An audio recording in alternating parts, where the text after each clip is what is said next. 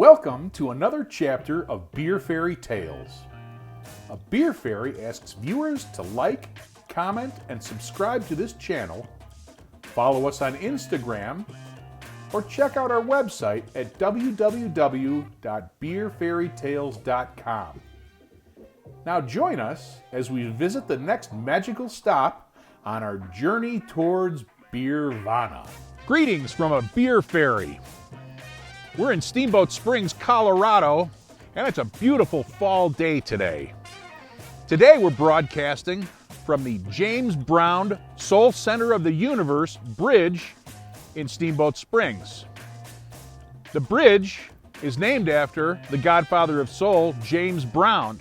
And true fact, when the bridge was dedicated, James Brown himself showed up to dedicate the bridge.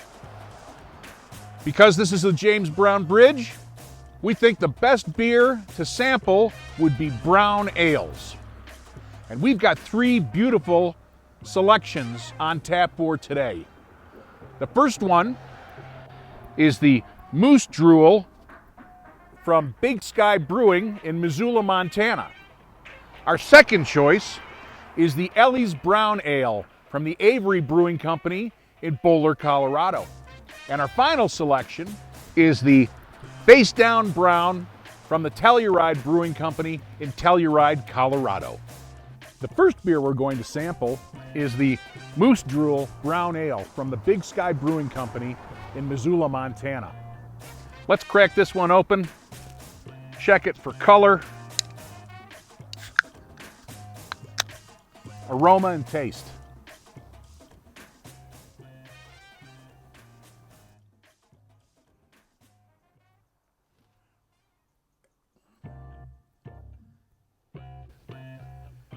You don't have direct light right now, but that's got a beautiful ruby brown color to it.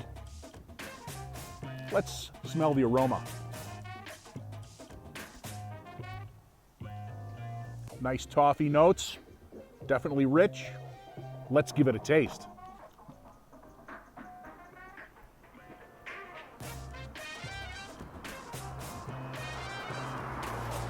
Not too heavy, and a really clean, dry aftertaste.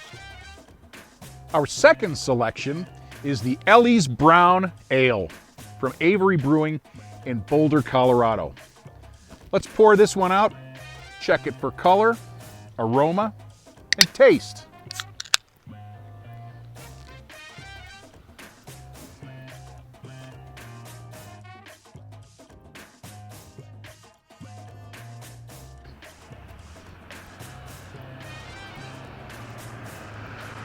Got a nice head that holds up and a dark brown color. Let's smell the aroma. Brown sugar notes. Let's give it a taste.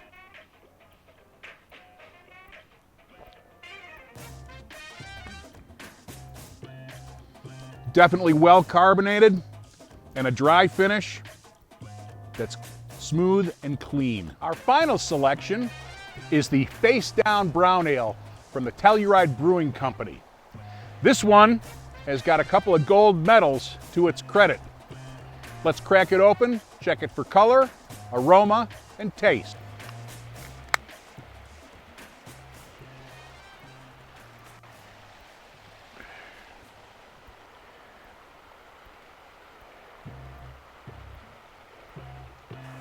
Really great head retention on this one, and a very nice copper brown color. Let's smell the aroma.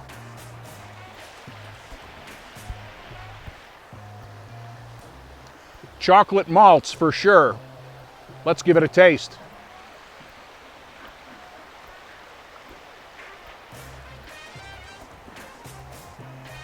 Folks, this is a beautiful beer. Caramel taste comes on, then the hops come in and cut the sweetness, and then the yeast leaves a nice dry finish. It's no wonder this beer's won gold medals. And now it's time for a beer fairy tale.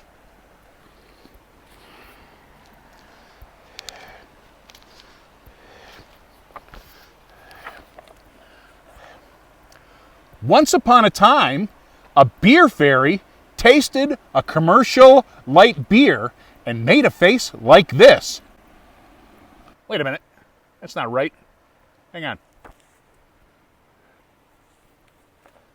Oh, here we go. American brown ales are an offshoot of their British counterparts and have been brewed since the 1800s, according to anchorbrewing.com. With the advent of the drum malt roaster by Daniel Wheeler in 1817, it changed brewing forever. Black patent malt was produced for the first time and was rapidly adopted by brewers of porters and stouts. It was around this time British pale ales became popular, and by 1850 had eclipsed porters and stouts as the favorite beer of England. Brown ale slipped into obscurity, and at the beginning of the 20th century had all but disappeared. In England, brown ales from the northern part of the country are typically lighter in color and have a higher alcohol content, while their southern counterparts are usually darker and sweeter. The brown ale was revived by homebrewers here in the U.S., and color and taste varied drastically, resulting in brown ales that can taste anywhere from sweet to hoppy. And as they say, the rest is history. The end. In conclusion, a beer fairy got to share some candid brown ale tasting notes, got to show fall knocking on the door in the mountains, and shared some history about a nearly forgotten beer style. It was great spending time with you, and we hope you enjoyed this latest episode of Beer Fairy Tales. Tune in for our next episode